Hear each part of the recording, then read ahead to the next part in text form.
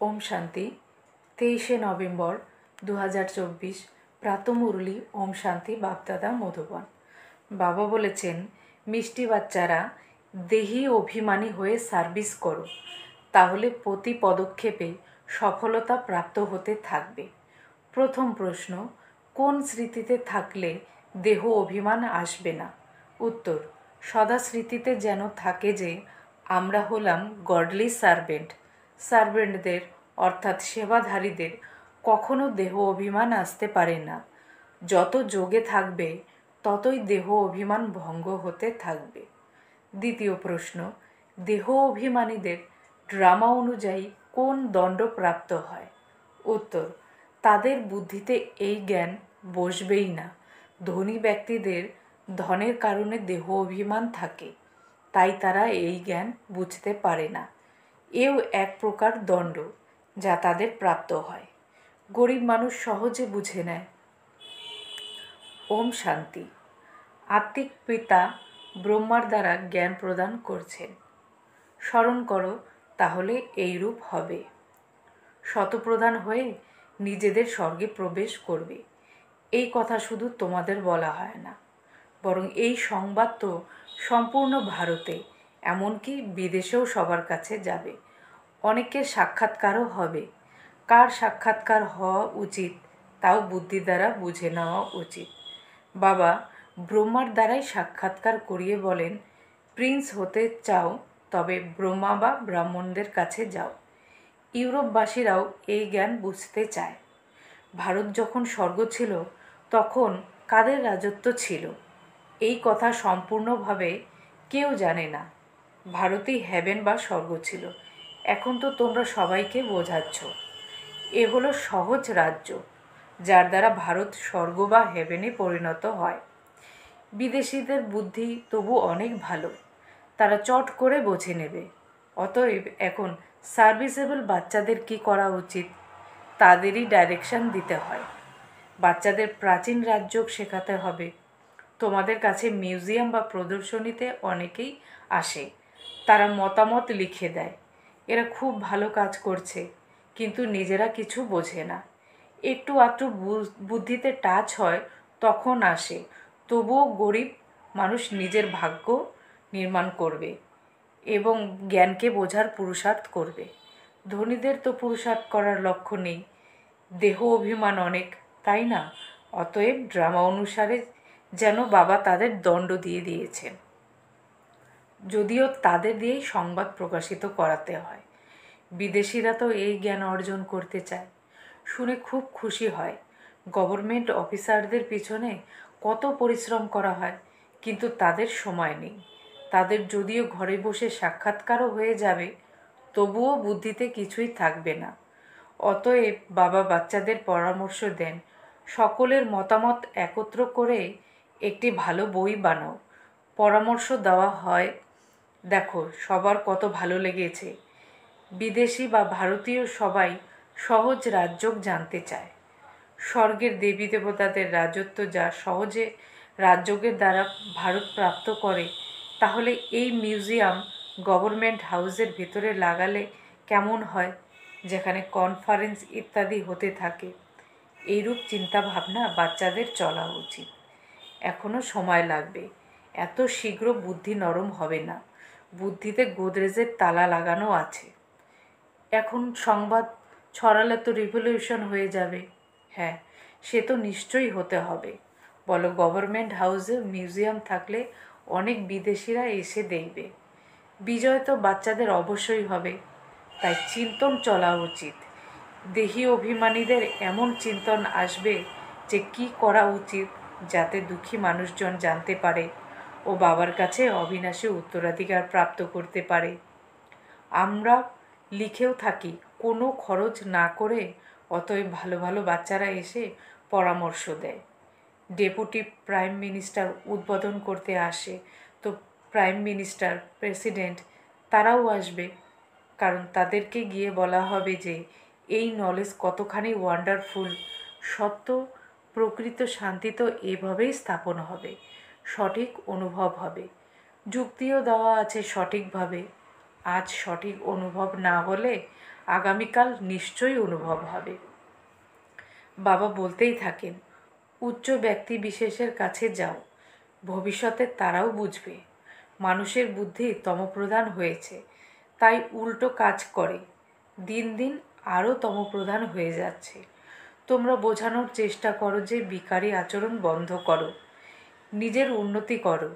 বাবা এসেছেন পবিত্র দেবতায় পরিণত করতে। সেই দিনও আসবে যেদিন গভর্নমেন্ট হাউসে মিউজিয়াম থাকবে। তাদের বলো, খরচ তো আমাদের নিজের হবে, গভর্নমেন্ট তো টাকা দেবে না। তোমরা বাচ্চারা বলবে, নিজের খরচায় গভর্নমেন্ট হাউসে মিউজিয়াম লাগাতে পারি। একটি বড় গভর্নমেন্ট হাউসে হয়ে গেলে সবগুলোতেই হয়ে যাবে। বোঝানোর জন্য কেউ থাকা চাই, তাদের বলো সময় নির্দিষ্ট করে দিতে। সেই সময় কেউ এসে বোঝানোর কাজটা করবে। কোনোরূপ খরচা না করেই জীবন নির্মাণের পথ বলে দেওয়া হবে। এইসব ভবিষ্যতে হবে। কিন্তু বাবা বাচ্চাদের দিয়েই বলেন, ভালো ভালো বাচ্চারা যারা নিজেদের মহাবীর ভাবে, তাদেরকে মায়াও আক্রমণ করে। খুব উঁচুতে এই লক্ষ্য, একটুও যেন দেহের অভিমান না আসে। আমি এই সার্ভিস করি, সেই সার্ভিস করি। আমরা তো হলাম গডলি সার্ভেন্ট। আমাদের সংবাদ পৌঁছে দিতে হবে, এতেই গুপ্ত পরিশ্রম আছে। তোমরা জ্ঞান ও যোগ বলের দ্বারা নিজেদের বোঝাও, এতে গুপ্ত থেকে বিচার সাগর মন্থন করলে নেশা বাড়বে। খুব স্নেহের সাথে বোঝাবে। বেহুদের অর্থাৎ অসীম জগতের বাবার অবিনাশী উত্তরাধিকার প্রতি কল্পে ভারতবাসীরাই প্রাপ্ত করে। 5000 বছর পূর্বে এই লক্ষ্মীনারায়ণের রাজত্ব ছিল। এখন তো বলা হয় বেশ্যালয়। সত্যযুগ হলো শিবালয়। ওই হলো শিব বাবার স্থাপনা, এই হলো রাবণের স্থাপনা। রাত দিনের তফাৎ আছে। বাচ্চারা অনুভব করে যথাযথভাবে আমরা কী রূপে পরিণত হয়েছিলাম। বাবা নিজ সম তৈরি করেন। মূল কথা হলো দেহী অভিমানী হওয়া। দেহী অভিমানী হয়ে বিচার করতে হয় যে আজ আমাদের অমুক প্রাইম মিনিস্টারকে গিয়ে বোঝাতে হবে। তার দিকে দৃষ্টি নিক্ষেপ করলে সাক্ষাৎকার হতে পারে। তোমরা দৃষ্টি দিতে পারো। যদি দেহী অভিমানী হয়ে থাকবে তাহলে তোমাদের ব্যাটারি ভরে যাবে। দেহী অভিমানী হয়ে বসো। নিজেকে আত্মা নিশ্চয় করে বাবার সঙ্গে যোগযুক্ত হলে তবেই ব্যাটারি ভরপুর হবে। গরিব মানুষ চট করে নিজের ব্যাটারি ভরতে পারে, কারণ বাবাকে অনেক স্মরণ করে। জ্ঞান ভালো আছে কিন্তু যোগ কম থাকে, তাহলে ব্যাটারি ভরবে না, কারণ দেহের অহংকার অনেক থাকে। যোগ একেবারেই নেই, তাই জ্ঞানবান শক্তিশালী নয়। তলোয়ারেরও ধার বা শক্তি থাকে। সেই তলোয়ার 10 টাকারও হয়, 50 টাকারও হয়। গুরু গোবিন্দ সিংয়ের তলোয়ারের শক্তি আছে, এতে হিংসার কোনো ব্যাপার নেই। দেবতারা হলেন ডবল অহিংস। আজ ভারত এমন, কালকের ভারত অন্যরকম হবে। অতএব বাচ্চাদের কতখানি খুশির অনুভব হওয়া উচিত। গতকাল আমরা রাবণ রাজ্যে ছিলাম, তখন অশান্তির সীমা ছিল না।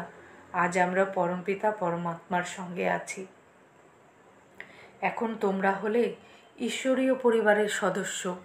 সত্যযুগে তোমরা থাকবে দৈবী পরিবারের। এখন স্বয়ং ভগবান আমাদের পড়াচ্ছেন। আমরা কত স্নেহ ভালোবাসা প্রাপ্ত করি ভগবানের কাছে। অর্ধকল্প রাবণের স্নেহ প্রাপ্ত করে বানরে পরিণত হই। এখন অসীম জগতের বেহুতের বাবার ভালোবাসা পেয়ে তোমরা দেবতায় পরিণত হও। 5000 বছরের কথা, তারা 1,00,000 বছর লিখে দিয়েছে। ব্রহ্মা বাবাও তোমাদের মতো পূজারী ছিল। বৃক্ষের সবচেয়ে শেষে দাঁড়িয়ে আছে। সত্যযুগে তোমাদের কাছে অসীম ধন সম্পদ ছিল। তারপরে যে মন্দিরগুলি নির্মাণ হয়েছে সেখানেও অসীম ধনরাশি ছিল, যা লুট হয়েছে। মন্দিরে তো আরও অনেক হবে। প্রজাতের মন্দির থাকবে। প্রজা তো আরও বেশি ধনী হয়। প্রজার কাছে রাজারা অর্থ ঋণ নেয়। এই দুনিয়া খুবই নোংরা। সবচেয়ে নোংরা শহর হলো কলকাতা। এই স্থানকে পরিবর্তন করার পরিশ্রম বাচ্চারা তোমাদেরকেই করতে হবে। যে করবে সেই পাবে। দেহ অভিমান হলেই পতন হবে। মনমনা ভাবের অর্থ বোঝে না, শুধু শ্লোক মুখস্থ করে নেয়। জ্ঞান তো তাদের বুদ্ধিতে থাকতে পারে না। শুধুমাত্র বাচ্চারা তোমাদের ছাড়া কোনো মঠপন্থীদের দেবতা হতে পারে না। প্রজাপিতা ব্রহ্মাকুমার কুমারীরা ব্রাহ্মণ না হলে দেবতায় পরিণত হবে কিভাবে? যারা কল্পপূর্বে হয়েছে তারাই হবে। সময় লাগে। কল্পবৃক্ষটি বড় হলে বৃদ্ধি তো হতেই থাকবে। পিপিলিকার পথ চলা থেকে বিহঙ্গ মার্গ হবে। বাবা বোঝান, মিষ্টি বাচ্চারা, বাবাকে স্মরণ করো, সদর্শন চক্র ঘোরাও। তোমাদের বুদ্ধিতে সম্পূর্ণ 84 চক্র আছে। তোমরা ব্রাহ্মণরাই আবার দেবতা ও ক্ষত্রিয় কুলের বংশধর হও। সূর্যবংশী, চন্দ্রবংশীর অর্থও কেউ বোঝে না। পরিশ্রম করে বোঝানো হয়, তবুও বোঝে না। তো বুঝে নিতে হয়, এখনও সময় হয়নি। তবুও আসে। তারা ভাবে বাইরে ব্রহ্মাকুমারীদের এমন নাম, ভিতরে গিয়ে দেখি তো তারা কি বলে। এরা তো খুব ভালো কাজ করছে, এরা তো মানুষ মাত্রের চরিত্র শুদ্ধ করে। দেবতাদের চরিত্র দেখো কেমন, সম্পূর্ণ নির্বিকারী। বাবা বলেন, কাম হলো মহাশত্রু। এই 5টি ভূতের জন্যই তোমাদের চরিত্র খারাপ হয়েছে। যে সময় বোঝানো হয় সে সময় ভালো হয়, বাইরে গিয়ে সব কিছু ভুলে যায়। তখন বলা হয়, শত শতবার করা হয় শৃঙ্গার। এই বাবা গালমন্দ করেন না, বোঝান। দৈবী আচার আচরণ রাখো, ক্রোধের বশে চিৎকার করো না। স্বর্গে ক্রোধ হয় না। বাবা সব কিছু সামনে বোঝাতেন, কখনো রাগারাগি করতেন না।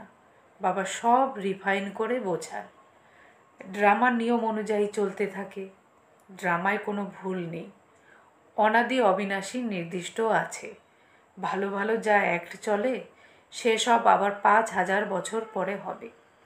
অনেকে বলে, এই পাহাড় ভেঙে পড়ে গেলে আবার তৈরি কিভাবে হবে? নাটকে দেখো, মহল ভাঙে, নাটক আবার রিপিট হলে সেই অক্ষত মহল আবার দেখবে। এইরূপ হুবহু রিপিট হয়। বুঝবে, বুদ্ধির প্রয়োজন আছে। কারো বুদ্ধিতে বসানো খুবই মুশকিল হয়ে যায়। বিশ্বের হিস্ট্রি জিওগ্রাফি কিনা, রামরাজ্যে এই দেবী দেবতাদের রাজত্ব ছিল, তাদের পুজো হতো। বাবা বুঝিয়েছেন, তোমরাই পূজ্য ছিলে এবং তোমরাই পূজারী হও। আমরাই সেই অর্থ বাচ্চাদের বুঝিয়েছি। আমরাই সেই দেবতা, আমরাই সেই ক্ষত্রিয়। ডিগবাজির খেলা, তাই না? একেই ভালোভাবে বুঝতে হবে এবং বোঝানোর চেষ্টা করতে হবে। বাবা এমন বলেন না, ব্যবসা ত্যাগ করো না, শুধুমাত্র শতপ্রধান হতে হবে। হিস্ট্রি জিওগ্রাফির রহস্য নিজে বুঝে অন্যকেও বোঝাও। মূল কথাই হলো মনমনা ভব। নিজেকে আত্মা ভেবে বাবাকে স্মরণ করো তো শতপ্রধান হবে। স্মরণের যাত্রা হলো 1 নম্বর। বাবা বলেন, আমি সব বাচ্চাদেরকে সঙ্গে নিয়ে যাব। সত্যযুগে খুব কম মানুষ থাকে, কলিযুগে থাকে অসংখ্য মানুষ। কে সবাইকে ফিরিয়ে নিয়ে যাবে? এত বিশাল জঙ্গলের সাফাই কে করেছে? বাগানের মালি, মাঝি বাবাকেই বলা হয়। তিনি দুঃখ থেকে মুক্ত করে ওই পারে নিয়ে যান। পড়াশোনা কতখানি মিষ্টি লাগে, কারণ নলেজ হলো সোর্স অফ ইনকাম। তোমরা তো অসীম খাজানা প্রাপ্ত করছো। ভক্তিতে কিছুই প্রাপ্তি নেই। এখানে পায়ে মাথা ঠেকানোর কোনো কথা নেই। তারা গুরুর পায়ে শুয়ে পড়ে। এই সব থেকে বাবা মুক্ত করেন। এমন বাবাকে স্মরণ করা উচিত। তিনি আমাদের পিতা।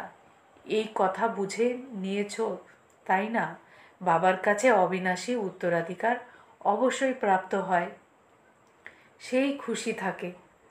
তারা লেখে, আমরা ধনীদের কাছে গেলে লজ্জাবোধ হতো, আমরা গরিব। বাবা বলেন, গরিব হলে আরও ভালো কথা, ধনী হলে তো আর এখানে আসতে না। আচ্ছা, মিষ্টি মিষ্টি হারানিধি বাচ্চাদের প্রতি মাতা পিতা বাপদাদার স্মরণের স্নেহ সুমন আর সুপ্রভাত। আত্মাদের পিতা তার আত্মারূপী বাচ্চাদেরকে জানাচ্ছেন নমস্কার। আত্মারূপী বাচ্চারা আত্মারূপী বাবাকে জানায় স্মরণের স্নেহ সুমন, সুপ্রভাত আর নমস্কার। ধন্যবাদ বাবা, ধন্যবাদ। ধারণার জন্য মুখ্য সার। প্রথম পয়েন্ট হলো, সর্বদা এই খুশিতে বা নেশায় থাকতে হবে যে এখন আমরা হলাম ঈশ্বরীয় পরিবারের সদস্য। স্বয়ং ভগবান আমাদের পড়াচ্ছেন, তার স্নেহ ভালোবাসা আমরা প্রাপ্ত করছি, যে ভালোবাসার ফলস্বরূপ আমরা দেবতায় পরিণত হব। 2 নম্বর, এই সম্পূর্ণ পূর্বরচিত ড্রামাটি সঠিকভাবে বুঝতে হবে। এর মধ্যে কোনো ভুল হতে পারে না। যা কিছু অ্যাক্ট হয়েছে সেসব রিপিট হবে। এই কথাটি ভালোভাবে বুদ্ধি দিয়ে বুঝে চললে কখনো ক্রোধ অনুভব হবে না। বরদান, তুফানকে তফা গিফট মনে করে অতিক্রমকারী সম্পূর্ণ আর সম্পন্ন ভব। বিস্তারে বলেছে, যখন সকলের লক্ষ্য হলো সম্পূর্ণ আর সম্পন্ন হওয়া, তখন ছোট ছোট কথাতে ঘাবড়ে যেও না। মূর্তি তৈরি হচ্ছে তো কিছু হ্যামারের, হাতুড়ির আঘাত তো লাগবেই। যে যত এগিয়ে থাকে তাকে তত বেশি তুফান অতিক্রম করতে হয়, কিন্তু সেই তুফান তাদের কাছে তুফান মনে হয় না, তোফা অর্থাৎ গিফট মনে হয়। এই তুফানও অনুভবী হওয়ার গিফট হয়ে যায়। এই জন্য বিঘ্নকে ওয়েলকাম করো আর অনুভবী হয়ে এগিয়ে যেতে থাকো। স্লোগান, অমনোযোগিতাকে সমাপ্ত করতে হলে সচিন্তনে থেকে নিজের চেকিং করো। ওম শান্তি।